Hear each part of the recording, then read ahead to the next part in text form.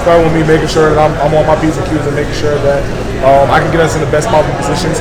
But I think from there, you just go and watch the film and you assess. But I'm extremely proud of the way the offensive line played today. I think they went out there and competed to the highest level. Zeb, what do you learn about a team from playing a game like this? I think you learn really what your team is made of in terms of the way that they come together. I think a lot of times situations like this is either one or two ways it can go. Either your team pulls apart from each other and they start pointing fingers, blaming each other, or they come together. Hey man, we got you. It'll be all right. Next play, we got you. It's those type of things, and I think that tells you what type of team you have. And I genuinely feel like today we were closer. How did the offensive line come together in the second half, especially after you guys losing Marius Mims there in the second quarter?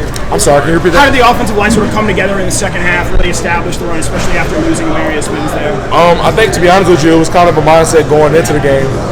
We really wanted to be physical, wanted to be able to establish the run game, and that was the big thing. Just so happened that God allowed it today where we kind of had to lean on the run game a little bit, so I'm glad that it worked out, but we just kind of wanted to make sure that we honored him and played up to his standard. How big was it to get Dejon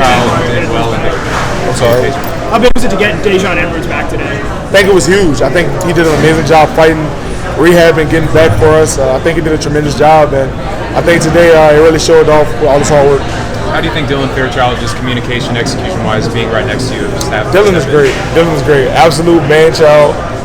I think he's young in terms of how many games he's actually played, but just his ability and what God has given him is truly amazing. I can't wait to see what the finished product from him will be, but he's a tremendous player. You're a young guy, but when you say this felt kind of old school Georgia, what you guys had to do in the second half, did you identify with that? Yeah, I think this is kind of what you dream about as an offensive lineman as a kid. Rainy, wet games, slippery.